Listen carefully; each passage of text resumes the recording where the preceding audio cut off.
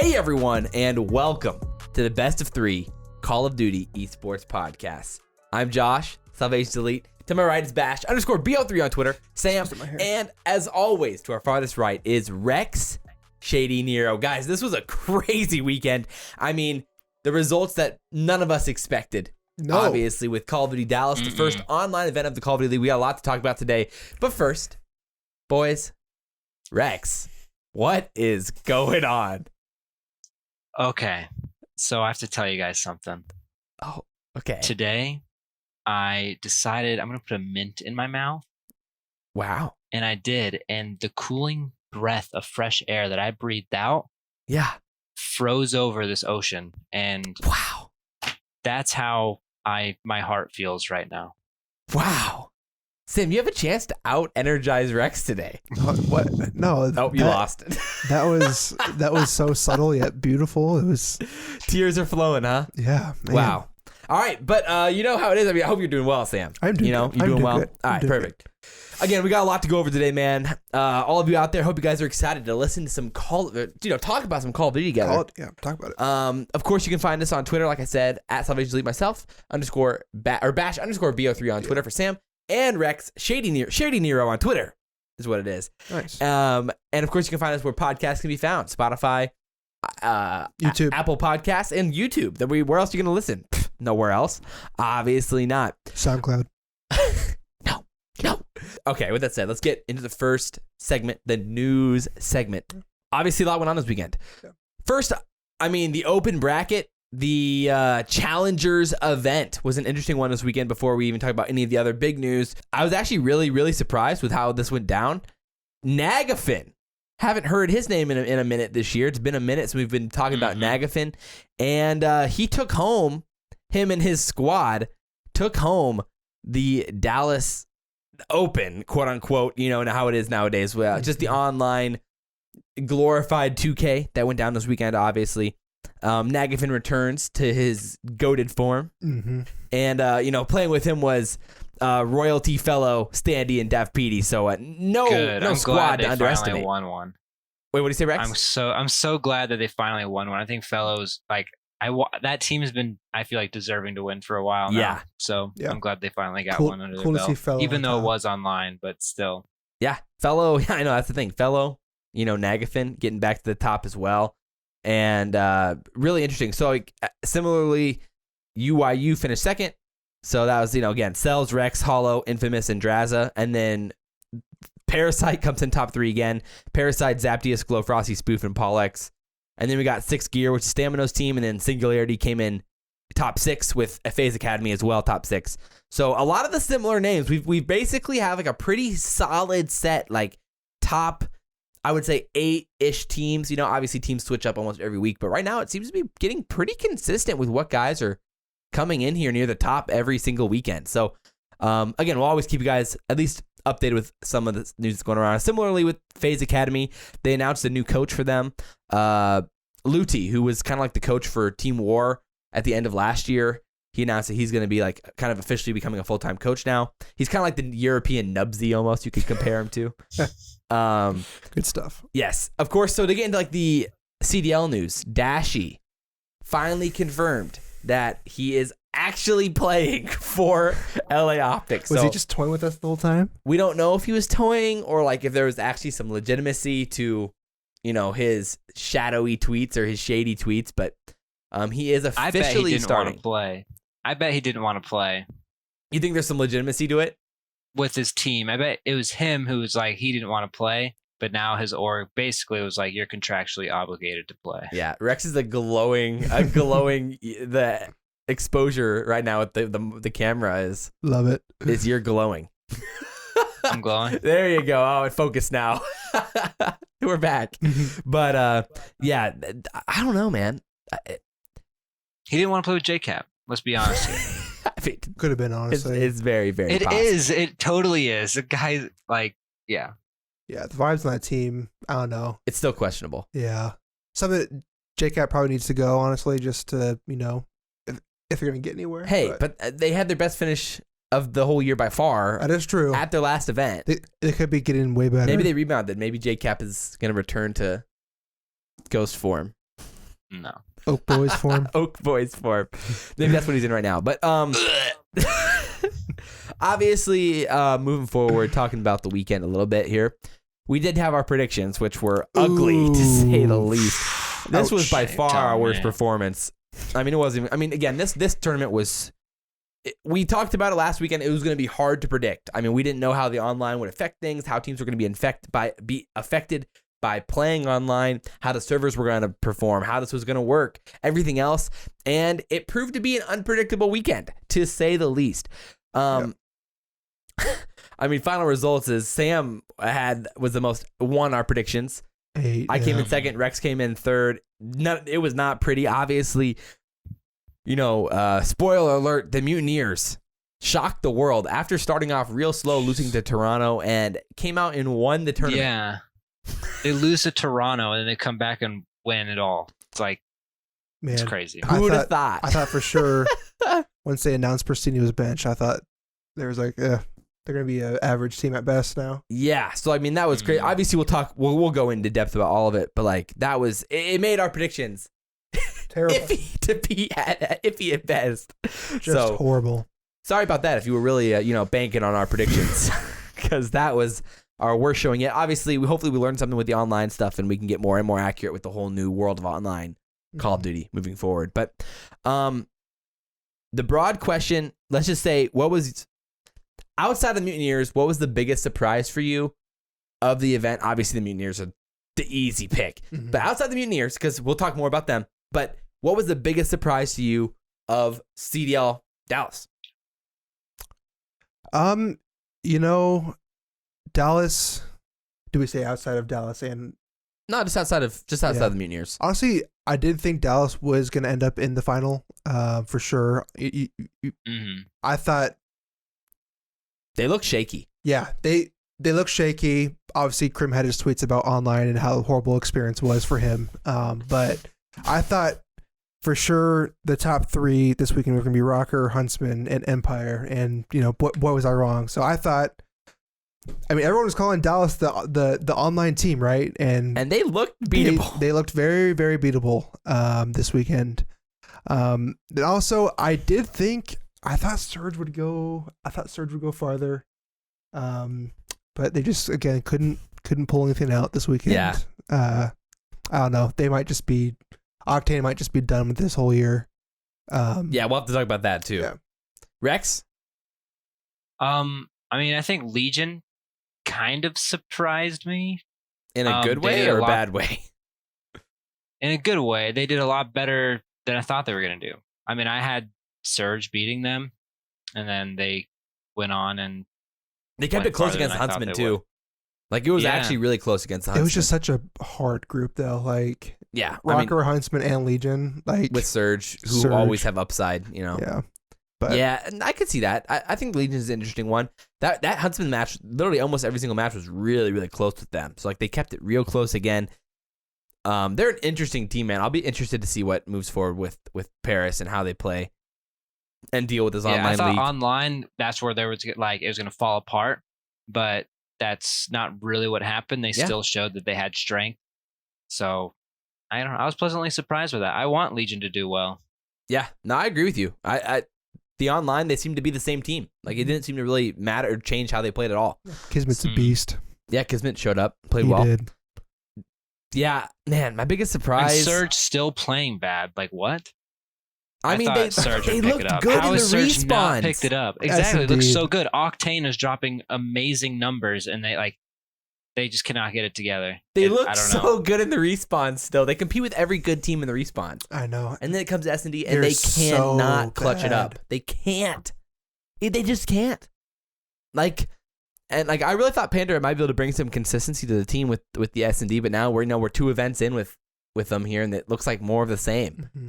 So it's like, in my opinion, had a ton of time to practice. So it's like, yeah. I mean, at this point, like, Octane's obviously really frustrated. He's angry. We'll have the whole championship debate here a little bit later after we do the predictions. But like, if you're the Surge right now, where are you at with this? I mean, you go 0-2. You come away with no points. Standings aren't looking bright for you right now. I mean, you know, you did lose to the Legion and the Rokkr, so like at least formidable opponents. You know, like it's not the most embarrassing outing. They played well in the respawns. They showed seemingly progress. But like at this point, you've got to try something else, right? Yeah. Can I be honest? Yeah, go for it, man. Go for it. Always. I don't think Nubsy should be the coach. Oh no! I know he's just the coach. Like I know but I feel like if they just had a stronger, more, I guess, like, I don't know what to call it, like confident, stable coach that could like unite them all and like get them all in line and people they respect. I think it's the big thing, they respect their coach. Then they could be a much better team because every player on that team is championship caliber. Minus maybe Pander, but like, even like he's not even playing that bad. So like they should be winning more than they're winning right now. Okay, why are they so atrocious? It doesn't make any sense. I just don't know if it's necessarily inherently him. Like I don't think it's him, but I think the vibes that a coach can bring can, like, let's look at FaZe and replays. Like he's a coach that they all respect, and I think he unites that team. Where I think Nubsy, again, I don't know if they respect Nubsy. It feels like Nubsy is more of a, I mean, to be honest, it's kind of a joke to them. Like the way Nubsy. He tweets, the way everything. Nubsy. I mean, I know he's a great guy and he's a nice guy, but no, see, okay, so like, how do you respect that? How do you think? Listen to him. I bet they talk like bad to him to his face in these meetings and stuff. Like they don't care what he says. You have to admit he was a great coach for Gen G last year. So I think it just depends on the players who he's coaching. These are different players. This is karma. So this is is it the players' These fault, are players who are like way better. I mean, I think it's the players' fault. It's both. Like it could be the players' fault, but what are the players supposed to do? If you don't respect somebody, that's just a feeling. Like you just don't. Like it's just like they just don't care what he has to say, especially when their coach is being a goofball. It's like, what are you supposed to do? It's like if you're playing football and then your football coach decides to take his shirt off and run across the field, you're like, I love that coach. I'm all about that. I'll die for that coach on the field. No, you're like, it's like I don't, you know, it's like well, that's your fault for not respecting him. It's like he took his shirt off and ran across the field. Like, what am I supposed to like? That's not going to change how I feel about it. Again, Nubsy was a great coach for Gen G last year because those guys were all like younger than him. Like he was still the leader on that team, you know, or he was like the same age as them. Team. And the way he portrays himself. I think Nubsy's a good coach for many players, but I don't think I could get behind maybe the combination of this team with him doesn't make that much sense. Considering that's what I'm saying. Is he younger than all of them? Because I think he's only 22 or 23, and they're all. I mean, maybe how old's Octane? Like around that same age. Think so. Yeah, maybe, but like know, Slack's probably older, Apathy's older, Karma's older. You know, Enable was older. Mm-hmm. So that is a weird combo there. I mean, it's also like the players' fault, where it's like the players should be able to get themselves together because they all are veterans, they all are part of this. But it doesn't help that their coach is a joke. Let's be honest. Like it's like he's a goofball. I think Slack's a bigger problem than Nubs. That's for sure. Than Joey. As a player in the game, sure, but I don't know. Like that's how. If you get a coach that's like, okay, I can't, you know, that you respect, they're just going to play better. It's going to unite them. Man, if I was Seattle, I would immediately go and sign whoever I think is the best amateur player to replace the best Slayer I can find. And do you replace Panda or Slacked? Slacked first. Really? But I don't even think that's the problem. I think Slacked has more upside than Panda will ever have. Really? I do. I mean, we've seen what Slack can be, though. We know exactly what Slacked is. Mm-hmm. So boring, dude. I think he's a solid player, though. Pander. They're all solid players. Like, all right, I'm gonna. The coach Pander. Thing, but if we're going, do you want to go straight off of like KDs? I mean, Pander's at a 0.98 this season. Slack's at a 0.9. Hard point. You know, I mean, like their engagement success rates. Pander's at a 53.7. Slack's at a 49.8. Not great. SnD. They're all terrible. Pander's at a 0.82, Slack's at a 0.8. The highest SnD KD on the team is Pander at a point, or no, it's Karma at a 0.85. Oh man, it's so bad. Yeah, I don't know. You can see, you know, it could just be all around just a bad pairing. Everything from coach to players. Something needs to change. But will it change during this season? I don't know. Oh, you scroll on the spreadsheet and just look at the amount of red. I know. It's terrible. Surge is red really... means you're like the bottom of the league in that category as a player. Yeah. And all 5 of them are the bottom of the league, like in deaths per game, deaths per round, KD. Wow. Honestly, Octane's probably just thinking right now. He's probably just... Apathy is a 1.04 in SnD. Octane's Apathy probably... played terrible this weekend, too. Oh, yeah, he was terrible this weekend. Yeah. But he also Especially just in had a Respawn. kid, so it's like all that. But Yeah. I was going to say, I think Octane might be thinking he's just padding his own stats. Not Octane's like trying on to get purpose, but traded. like... That's what Octane's trying to do. I'm sure he'll know that like his I like know what you call it, like his reps can be really high going into next season. His stock. Yeah, there you go. And then I think he's just gonna be like, I played super well. I was one of the Look at my stats. top 5 AR. Look Yeah. at my stats. Trade me. So we'll see. But I think we'll probably get into talking about other teams. Yes, or else we'll be here all day. That's we're all Yeah. day. I don't know, man. There's so much they can do. I just think their S&D is like there was moments there where they just played. It's just terrible. It's like that's just not how you play Search and Destroy. Yeah. Like multiple moments on multiple different maps. Against the Rokkr, whoever they were playing. Like I was like, oh god, what are they challenging there? Like why is he doing that? Like guys with their amount of experience shouldn't be doing that. Yeah. It doesn't make sense. I don't know. There's a lot going on with that team that I think is, especially Search and Destroy wise, that is going to be really hard to fix. Yeah. So I'm worried for the Seattle long term for sure. Yeah. All right. Moving forward. Before we talk about other teams, do you want to talk about the format a little bit here? Interject with a little bit of format talk. Yeah. Like, all right. Overall, just online. Yeah. What were your guys' experience with the broadcast, with the format? Do you think the format still makes sense for online? Are you okay with maintaining the same format for the online league? Like I said, broadcast, the game experience for the players. Yeah. How do you feel like the whole online league came together? Mm-hmm. Rex? I think it's too long. I mean, there were definitely problems. Before. I mean, there's the technical issues thing, but it's just like the in between time. Yeah, the is dead air. Insane. Yeah, it is unacceptable. Like, especially when you're doing an online league, so it's not even LAN. So it's like everyone already is. No matter what, you put a little bit less stock in it. So if you're gonna do it this way, at least let's make these games like in this game, this series, and then out next series happens 2-3 minutes later. Like we need to be in and out of these things fast because it loses your attention. It just does when you're sitting there and watching commercial and then you go out and then they talk for 10 minutes about nothing and a commercial again. And then there's a timer for 5 minutes that ends up resetting again for another 5 minutes. And you're like, what is happening? No, for sure. They ran into a lot of unforeseen problems for sure. I mean, like, normally there was times where you'd literally come back from the advertisements and then within 3 to 5 minutes, you're back to advertisements.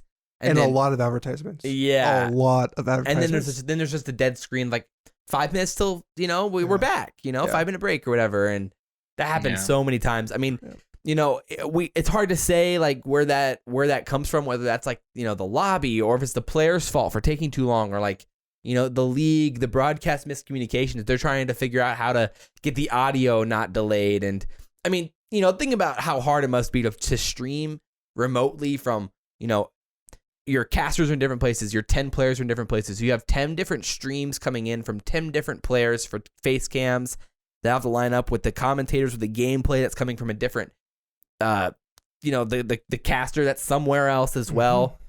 I can't imagine how you align that all up. It's got to be an absolute nightmare, which I can assume that's why there were so many like misalignment problems with the audio and things like that. I mean, there were some bad moments there with like Miles being like 20 seconds ahead of Momo and the volume levels of Momo and Merc and and like game audio being way 3 too times loud. higher than the casters.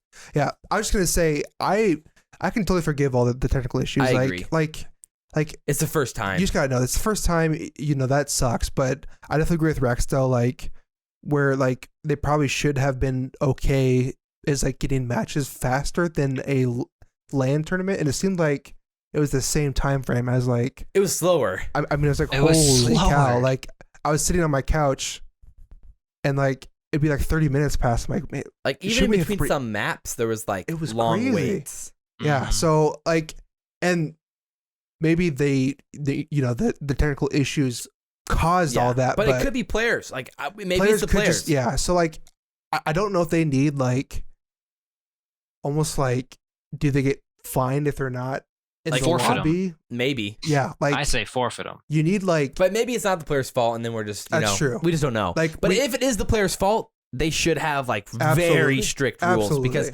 I know like from my reffing experience, getting these stupid players into the lobbies, bro, they literally lose their brain when they're sitting at the station about to play. They're like, oh no, we're about to play. Like they just don't even know how to get in the lobby. They're just so dumb. Sometimes like dude, it's crazy. But like I can imagine if they're at home, they have nobody looking over no ref looking over their shoulder. Like, all right, you've been sitting here for 5 minutes, bro. You got to get your classes done. Yeah. So I definitely think that needs to be fixed.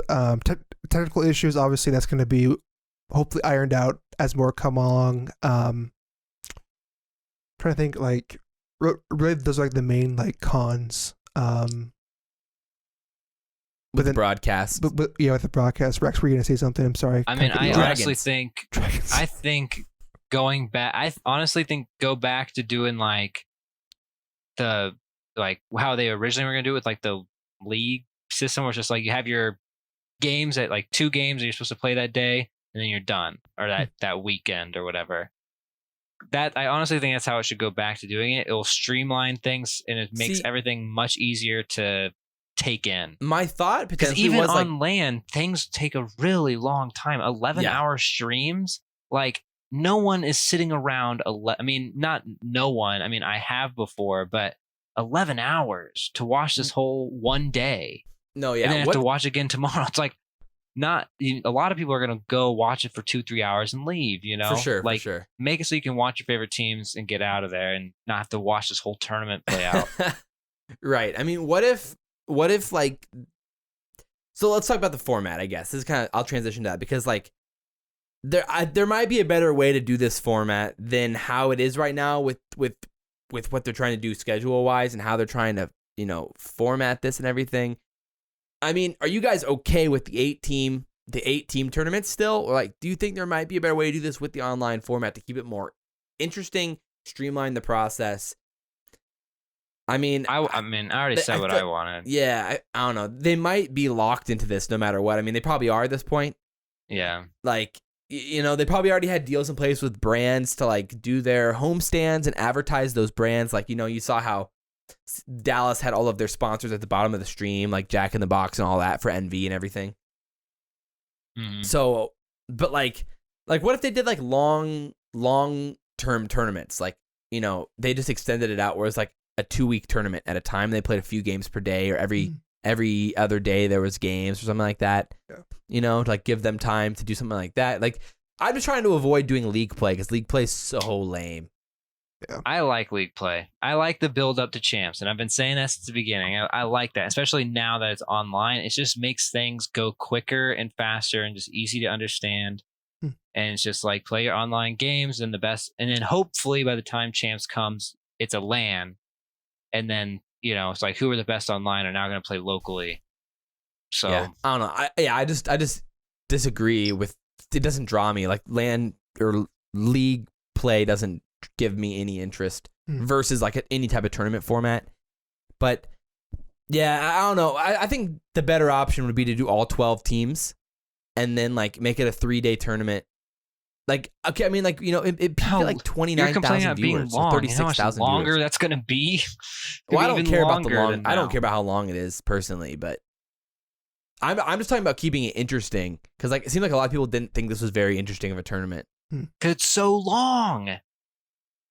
That's at least for me. Like that's why it became uninteresting. It's like it's so long, and there's so many breaks.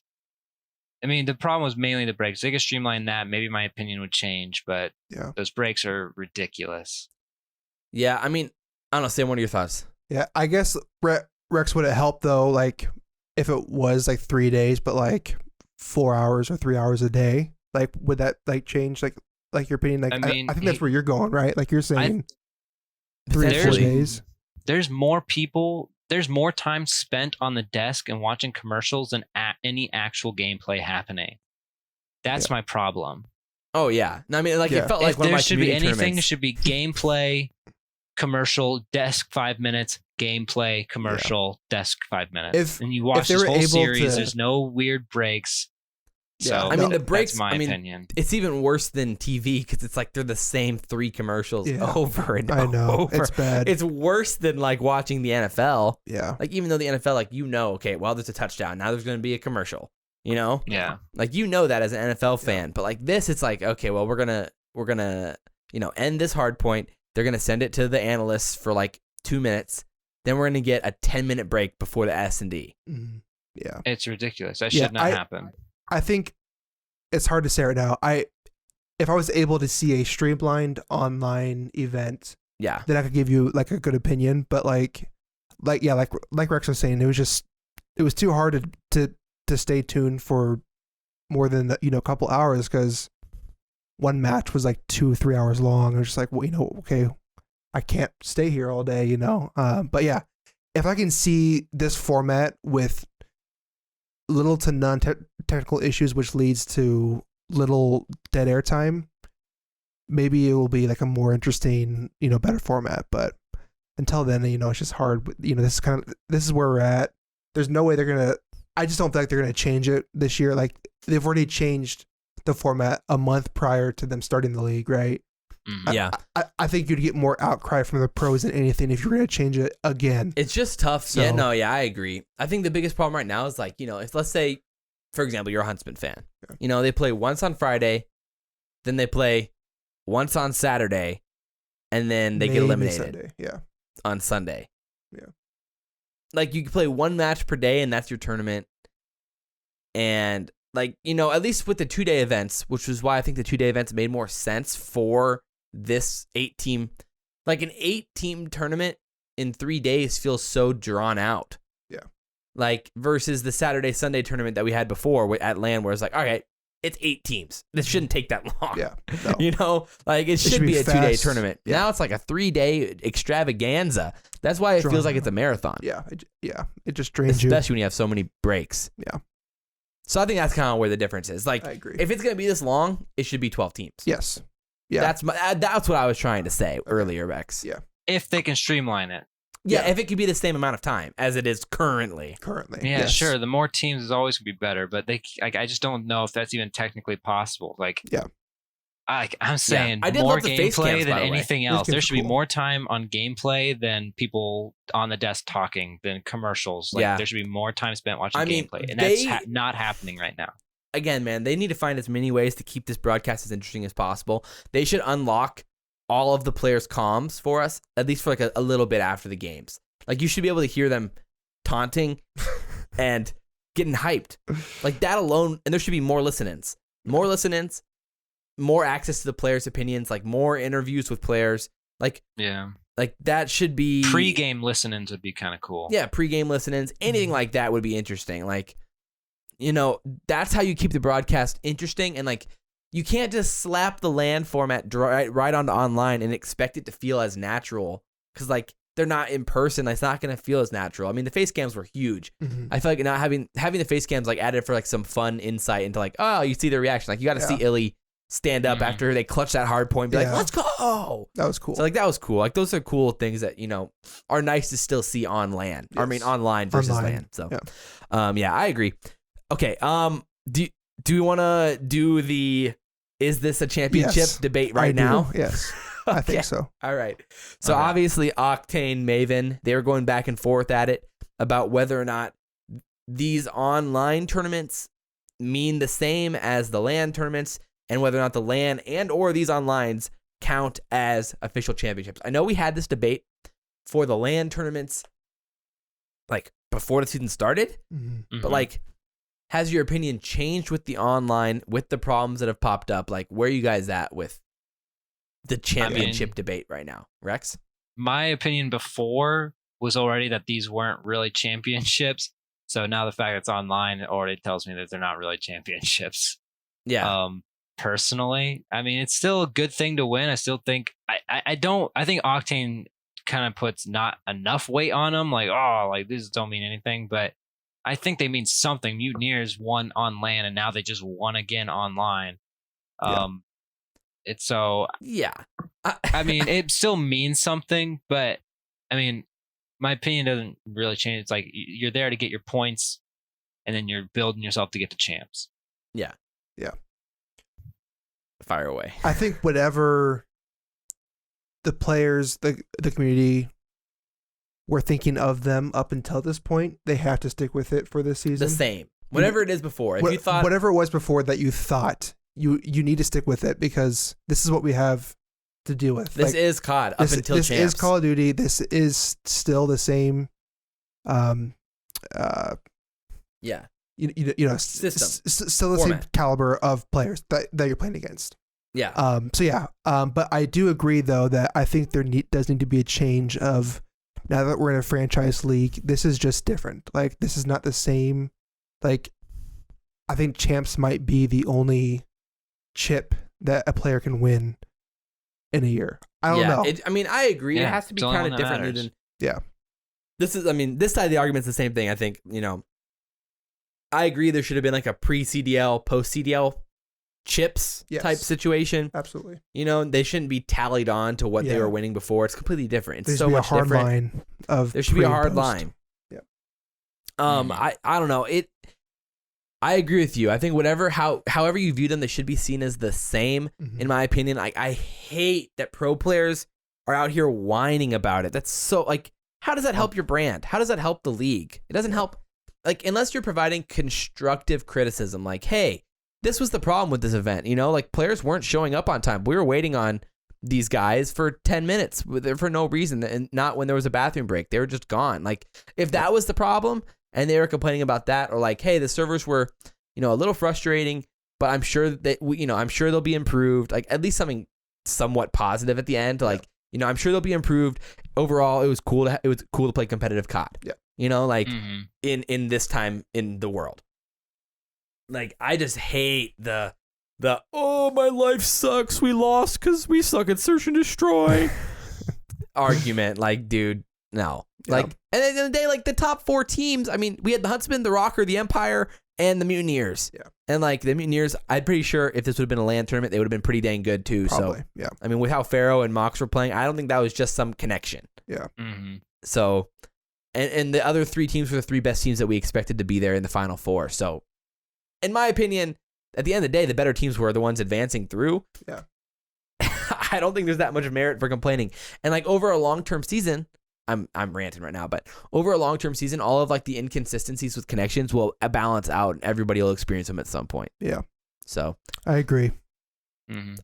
I hope the broadcast can continue to improve because it'll make it feel more epic if we're not having to worry about the delays and the misalignments of voices and audio and game audio and gunshots and Yes. everything else, because that's what made it feel like it wasn't a COD tournament, at least in my opinion. So Absolutely. rant over. Yes. But I'm still excited for the future of the season. I think it'll be fun. I mean, once the league figures out how to iron out the whole process. Yeah. There we go. We made it. There we go. Look at us. Who'd have Look at thought? us. Who would have thought we've been here? But all right. So let's continue with the talk of teams themselves. So obviously, let's talk about the Mutineers.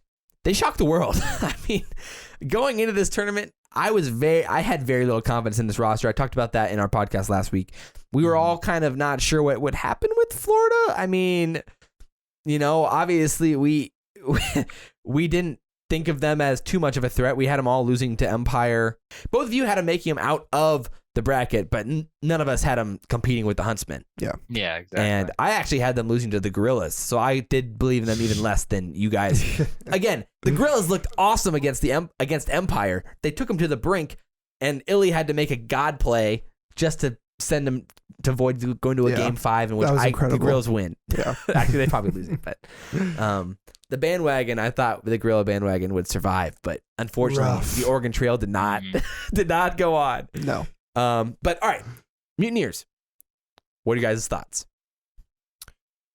Oh man. I think they kind of proved themselves a little bit with this, to be honest, even though I know it's They online. did prove or whatever, themselves. but they definitely proved themselves. Pharaoh proved himself even more, even though I think we've all known he's a really, really good player. And maybe the Prestinni sub out was not the worst decision ever made. That's the most surprising thing, man. Yeah. Havoc, Frosty, and Mox, they showed up. They showed up and played a solid event the whole way through. Yeah. Again, I think Mutineers is the prime example of what your X factors. If like Mox and Havoc are the X factors on this team, And they played insane. and they played really well.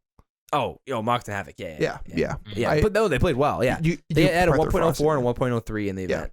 So, and that's way better than they've been the past few weeks. So then months. It just shows like what Florida can be. It's just a matter of will they be that every single tournament, which no team has really up to this point been consistent yet. So, but yeah, no, I agree. I think it just shows that Florida is a good team, and they proved it. They were in the finals, and then they won this one. So yeah, the Huntsman series, to them. was it more on the Huntsman blowing it, or was it more on the Mutineers playing really well? I know. I thought the Mutineers played well. They did play well, but at the same time, I want to give credit to the Mutineers, but I kind of feel like the Huntsman blew it. I think it was a little bit of both, honestly. Like you can say both. Like you can say Sam.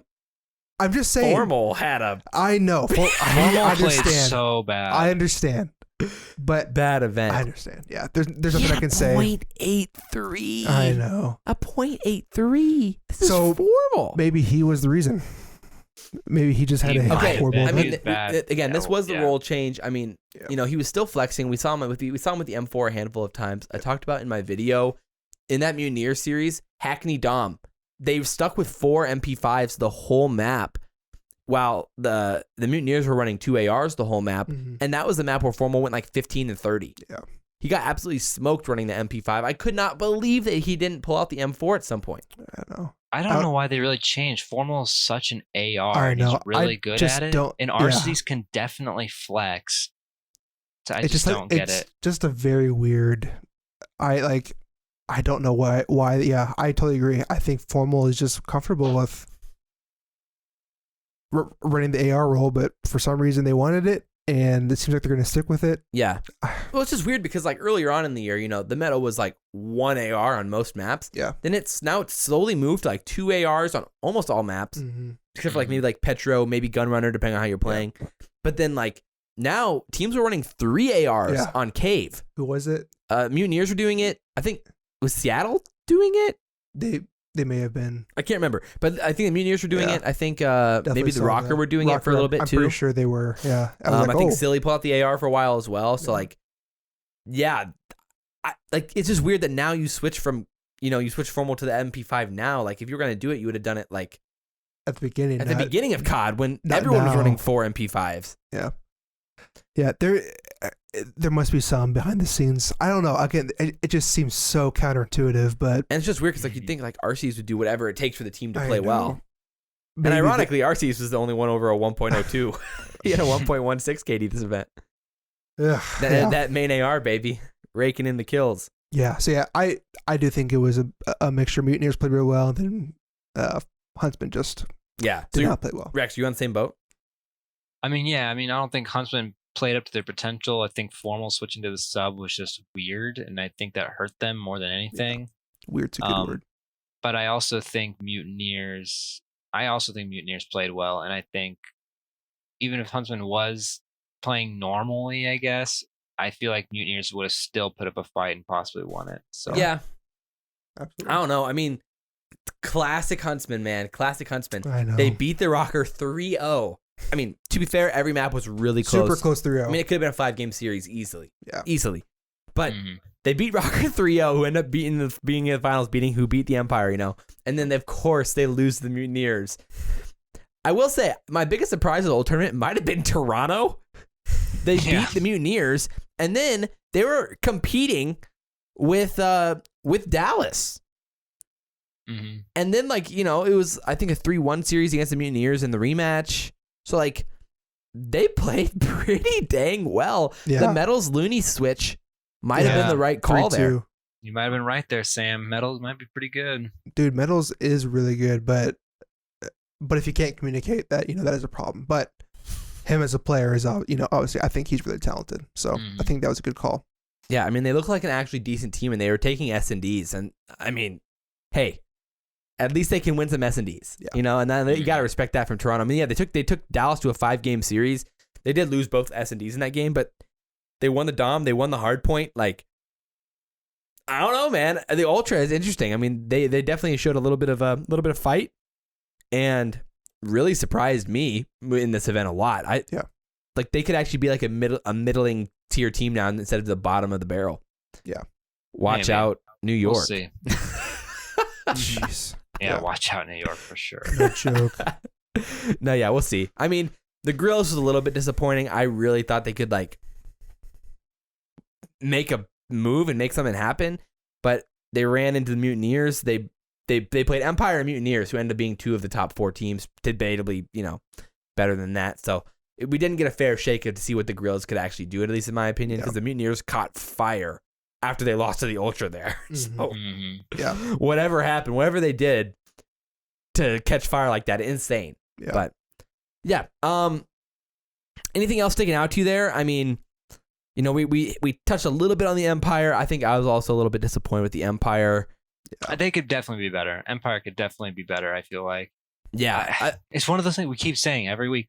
Oh, they're going to get there. They're getting better. They're getting better. They can get there. And now I'm kind of waning on that a little bit. Like, okay, are they ever going to get better? Like, they've been sitting at the same, like, good but not good level. So which team do you think this weekend affects the most long term? Is it the Huntsman? Do they ultra tilt? Is it Seattle just chalking the whole season finally? Is it, Empire for kind of like blowing it when in their home series? Is it the Rokkr for blowing another finals, like another opportunity to win a championship? Like, who do you think this affects the most long term, positively or negatively? You could maybe say the Mutineers potentially, but I would say Empire and Surge. I mean, Surge, I could definitely see them just like chalking, literally not caring at all anymore. It's online, their coach is a joke, like really quadrupling down on this one. Because I mean, it's true. It's like Octane's fucking pissed, and he's really pissed. No, and, yeah. No, I was gonna say, I think I agree though. Like, and like, I think it's just Octane too. Like, I think the other guys are willing to work it out, but I think Octane is just done. Do you think Karma's willing? But the ironic thing is, Octane's the one dropping all the numbers still. I know, like, but like that's like I think that helps my argument though. Like, I think he's thinking just playing for himself. Yeah, I think he's playing for him. Well, yeah, he's just a really good player. Like, no doubt. But I think that's just saying like I'm putting up all these numbers. You guys aren't doing anything for me. Like, I think that will help my argument more of him just like, I can't, like, this is stupid. Like, I don't know. Maybe he is more willing to work it out, but to me, it seems like slack and apathy are guys that are. I mean, his face on that face cam, the whole tournament was just pissed. A pure face of disappointment and anger. Yeah. Like, even when they were winning. Yeah. I mean, and like he was playing in front of his blinds. Like who does that? Literally had his screen like within 4 feet of his blinds. Like, what a weirdo. That's just asking for a glare. I know. Like, who knows? What? He's still dropping like a 1.2 or whatever with a glare on his screen. This dude's crazy. He's incredible. He really is. But yeah, I'd probably say most negatively, definitely Surge. Yeah. All right. Okay, we can transition to our final topic of the day. Our final segment of the wonderful evening. Yeah. The best teams in each game mode, or, kind of ranking the teams in a game mode, given a snapshot of where teams are at right now in all the game modes. Obviously, we haven't seen all the teams, in a while. Obviously, before the teams we haven't seen in a hot minute. But I just want to talk about like some of the teams that you think are the best and the worst in all the game modes, and we can talk it through. Yeah. So are we talking all the teams or just this tournament? Let's talk all the teams and speculate on FaZe, the future. FaZe. All right, guys. Yeah, honest operators. Podcast. So number 1 hottest operator is. Yeah, we saw some love for hottest operators in the chat for the league. I mean, shout out you guys. Yeah. Rex's movement continues. I'm fighting every week for you guys. Every week. But all right, so let's start with Hardpoint. Hardpoint. Let's start with Hardpoint. Yeah. Who do you think are the 3 best Hardpoint teams? And let's do the two worst Hardpoint teams. Let's start with the 3 best though. Yeah. Sam, you want to take it away? Well, I think Rex is kind of funny, but you're right. FaZe, obviously. Like, how do you not say FaZe here? Yeah. This is actually really interesting. The Hardpoint, man. Like, okay, fire away. Who do you think are your top 3? Yeah. I want to say Huntsman. For Hardpoint? Yeah. FaZe, Huntsman. We do have some stats in front of us here. What's up, everybody? So, real quick, I'm just going to interject real quick because I wanted to make sure that Shady Bacon got the plug he deserved. No, not ShadyNero. Shady Bacon, the man himself. He made the stat sheet that we're looking at for all the teams and their records on maps and everything else. He's the beast and just puts together an awesome spreadsheet, and he's my homie. So, you should definitely go give him a follow on Twitter at Shady Bacon. And listen to his podcast. He has a podcast, CDL podcast as well. He does a good job with it. It's another esports podcast on YouTube. Go check it out. Shady Bacon on YouTube as well. And he's the man. Just wanted to interject real quick to make sure you got the shout out he deserved. Back to the podcast. Love you guys. Yeah. I mean, statistically, Rokkr are 20-9. They've played 29 hardpoints. They're 20-9 in hardpoint. It is pretty crazy. So like, I was going to say Rokkr seemed pretty good on it. Yeah. They obviously have the most data. But I mean, they've won 20, so maybe it is just FaZe, Rokkr, and Huntsman. But obviously, like, there is some recency bias there. There is. So, do you talk about Royal Ravens? I think I need to see Royal Ravens play one more tournament and see how they do with those hard points there for me to say that they're in that top 3. But I mean, I'm with you with the FaZe, Rokkr, Huntsman for now, but I can definitely see Royal Ravens sliding in there next week. Yeah. Yeah. Especially with who's their new? We just talked about this too. Shawnee. Yeah. So we'll see if he brings anything to the table more. But yeah, I mean, I don't know. What are your thoughts? I really love the Rokkr and Hardpoint. I was so I mean, maybe you have to talk about the Mutineers now as a potential top 3 Hardpoint. I mean, that seems like recency bias, but like at the same time, like could be a turn. If we're talking about right now, who are the best Hardpoint teams, you could maybe argue Mutineers as a top 3. It's hard to justify not FaZe. You Rokkr, gotta see Mutineers play again, though. Yeah, I think. I know.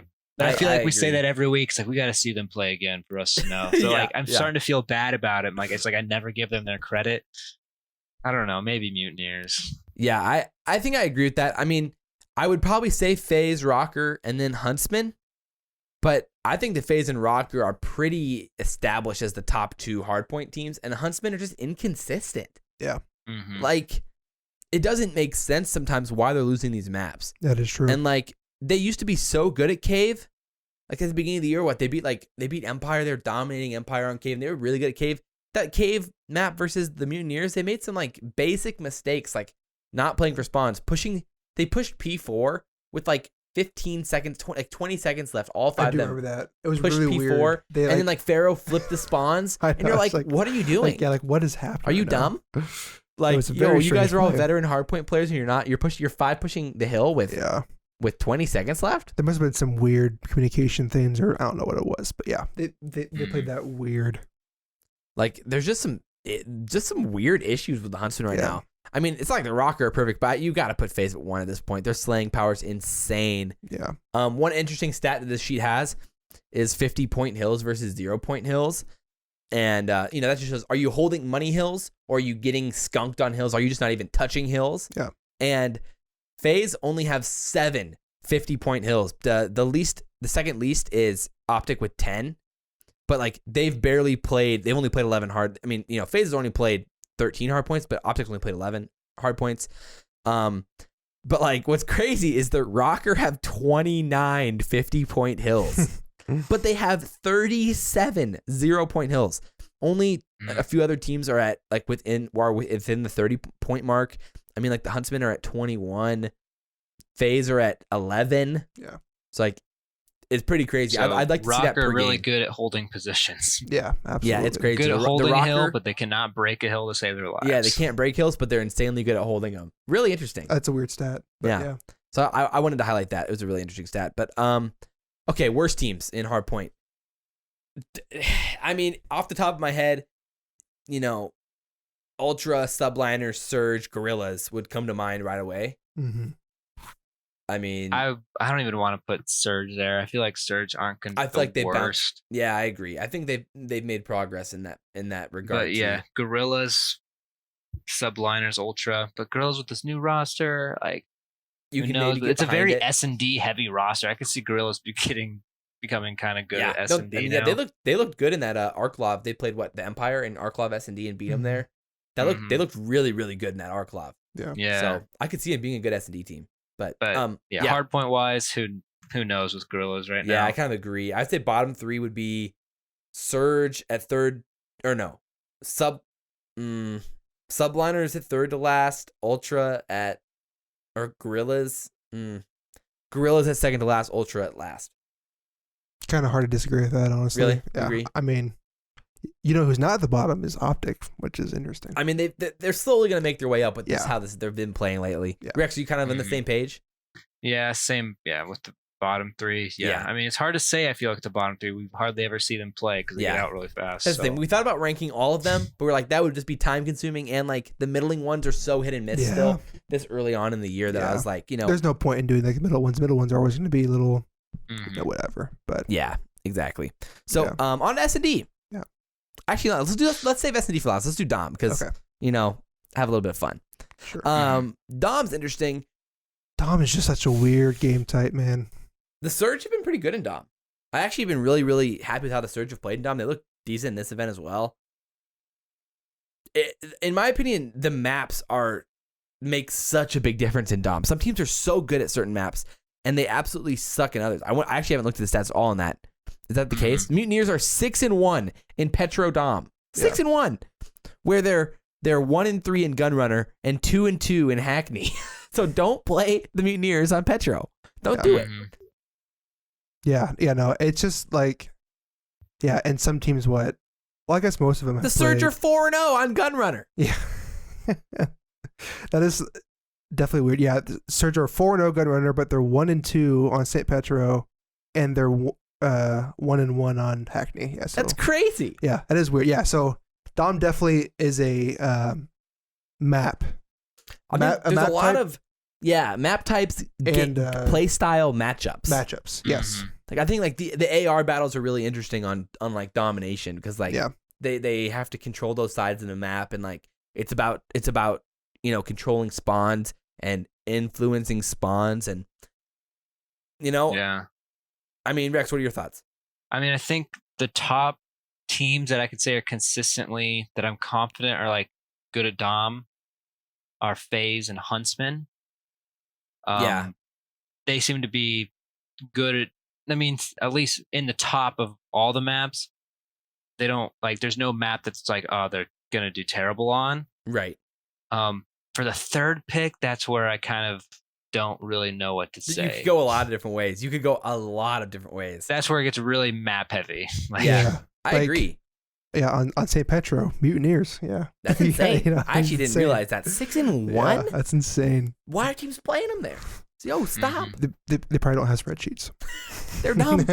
What are their coaches I mean, doing? I if I had to pick a third, I would say Mutineers probably, just based off this last tournament. I thought they looked kind of They looked decent insane in Dom. Yeah. yeah, they looked pretty good. So maybe that'll keep carrying over. So I honestly, I'm going to go with FaZe, Huntsman, Mutineers as my top 3 Dom teams. You know who you would think would be at the top would be Empire. You I would agree. think that, I would agree. think but it, they're but only good at one map, and that's Hackney Yard. It's just weird. True. Like, They're 6-3 on Hackney. like that's where I would They think are good at Empire Hackney would. though. Yeah. I would never play them on Hackney. They're scary. Mhm. They're just really bad at every other one. Mhm. That's actually So- crazy. 0-3 on Gunrunner and 1-2 on Petro. 6-3 on Hackney. That's why vetoes matter so much on Dom. And like Yeah. that's why like I mean, when it comes to vetoes, it's like if you're trying to get that Dom pick, man. Yeah. And I'm surprised teams haven't utilized it better. Obviously, teams are very willing to play certain teams on their best maps, or I don't know why you would. Yeah. But it's interesting. Obviously, some teams probably think that it's always also their best map, so somebody has to lose. But yeah, it's also not a big map pool to choose from Empire. They played 3 times in the others, and they played 9 times on Hackney. So maybe their worst is Hackney, or So true. Who knows? Yeah, I think I would say FaZe. I would still give it to FaZe. I think I believe in their dom overall. Huntsman probably at 2. Mutineers, Surge. Rokkr. You can't say Surge. You just can't, dude. Probably not. Probably not Surge. But they're 4-0 on Gunrunner. Yep. Well, 4-0-1 on Gunrunner. There you go. They did tie. They tied. Oh, that's Gunrunner. right. Yeah. That was absolutely insane. Ridiculous. But, yeah. Okay. I'll make a choice here. I'm gonna go Rokkr. I'll go Rokkr. That's not a bad choice. I'll go Rokkr, but I'd be okay with Mutineers. I'd honestly be okay with Surge. I think they're decent. Sam? Yeah. FaZe, Huntsman, Mutineers. Okay. All right. Bottom, I would still go. The Subliners absolutely Subliners suck. are terrible. And I didn't need the spreadsheet for that. No. Yeah. They're terrible. They're 1-6.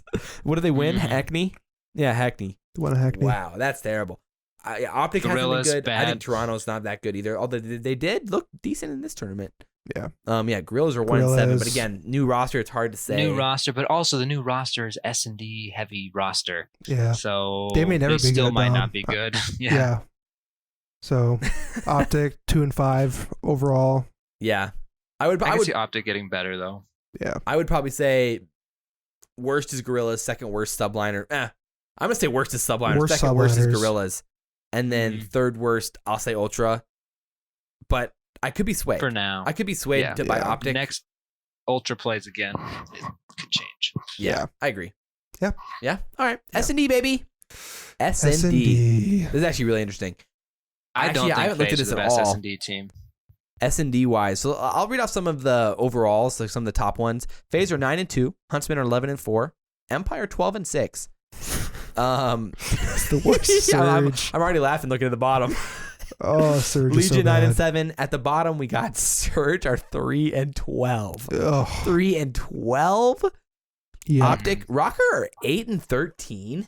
That's That is fourth weird. worst. That's weird to think, honestly. Like, I feel like they played some awesome search and destroy at times, though.